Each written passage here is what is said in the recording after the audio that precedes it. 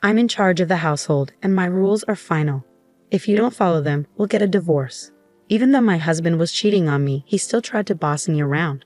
Why should I do everything he says? If that's how it's going to be, let's just get a divorce.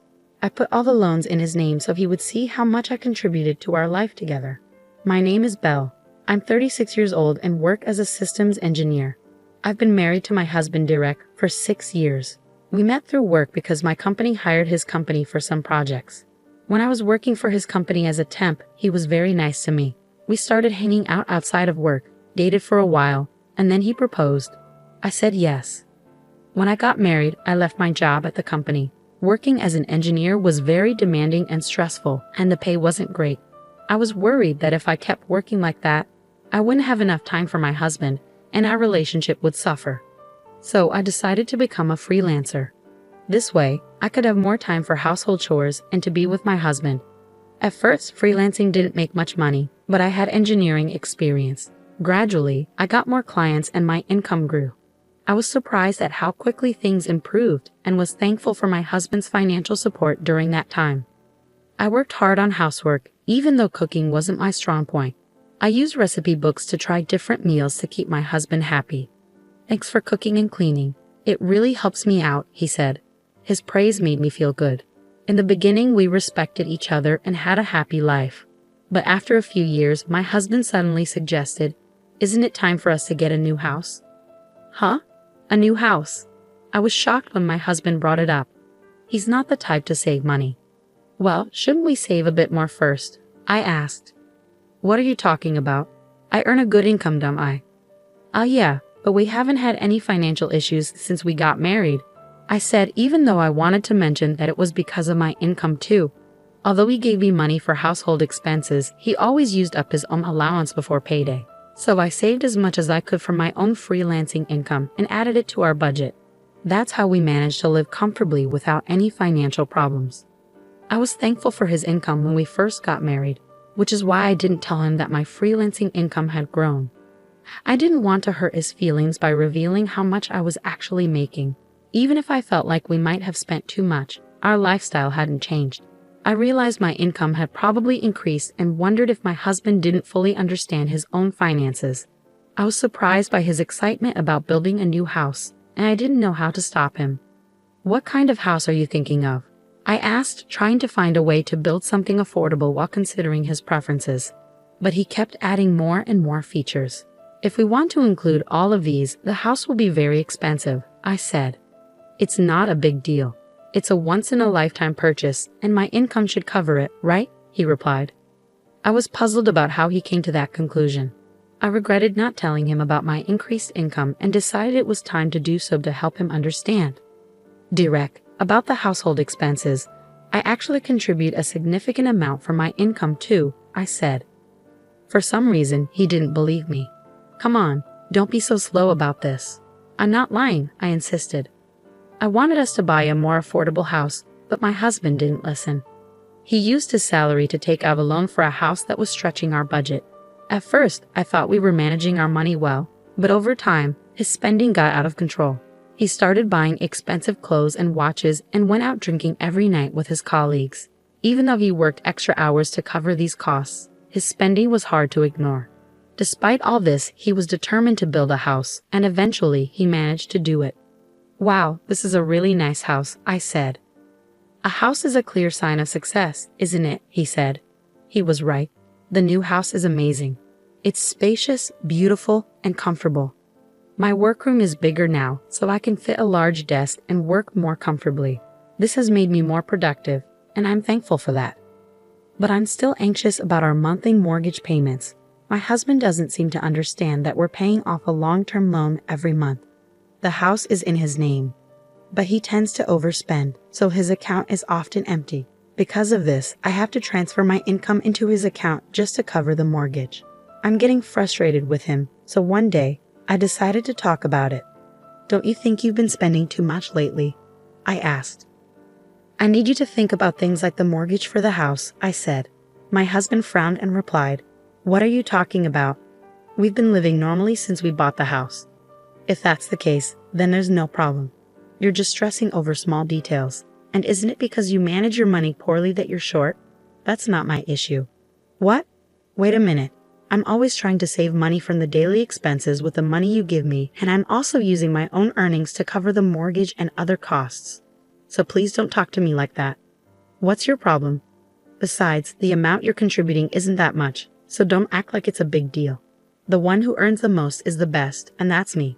Don't try to give me advice, my husband said, trying to shut me down. I was shocked by how my husband had changed. He used to be kind and caring, but now our relationship felt strained.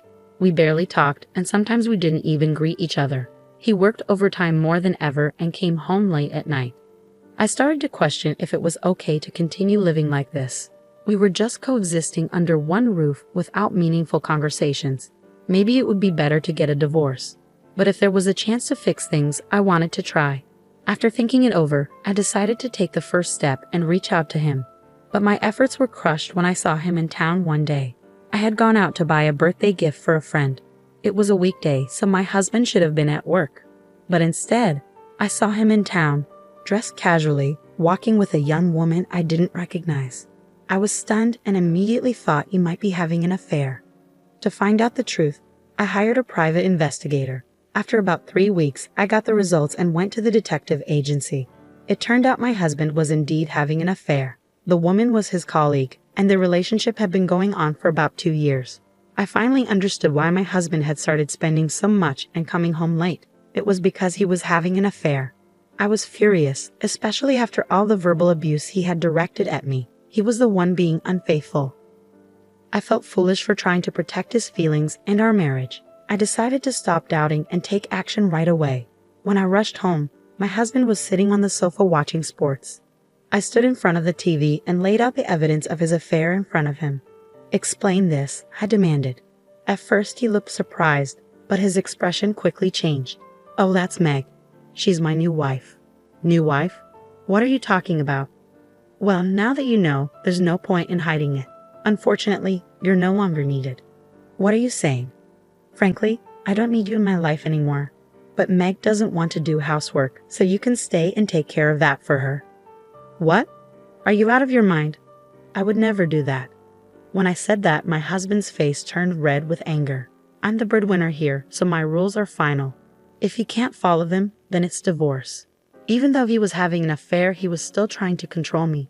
Why should I listen to him? Fine, let's get a divorce. Huh? You had an affair, so we can't stay married. Let's just get a divorce. He was surprised but soon agreed. Okay, but don't come crying to me later. But you need to help me change the names on the utility bills and the car loans we just took out. I changed all the loans into my husband's name and got divorced. He probably thought it was over, but for me, it was just the beginning. You should realize how much I supported you.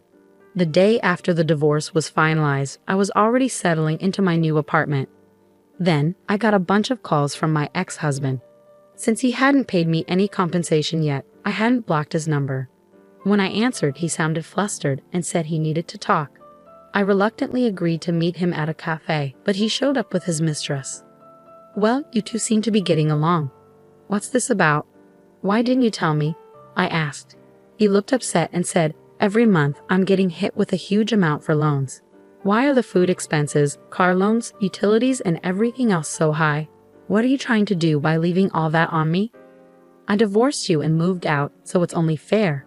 I don't have any other intentions, I replied. Shut up. This is fraud. I'll sue you, he said. My ex-husband and his mistress glared at me, holding each other's arms. They both blamed me, but I couldn't accept their absurd accusations. It's your fault for not understanding the situation. I showed you the documents, didn't I? The house loan was in your name, so it's only fair you pay it. I've been transferring the necessary money into your account. How could you, with your small income, cover all that? As someone with a poor grasp of the situation, I explained calmly. I was working as a freelance engineer and making around $200,000 a year. Is that true? He asked, clearly shocked by how much I was earning compared to him. It didn't matter if he was surprised or not. What mattered was that I hadn't received proper compensation yet, so I planned to pursue it through a lawyer. Are you trying to swindle money from us? He demanded. I'm just claiming what's rightfully mine.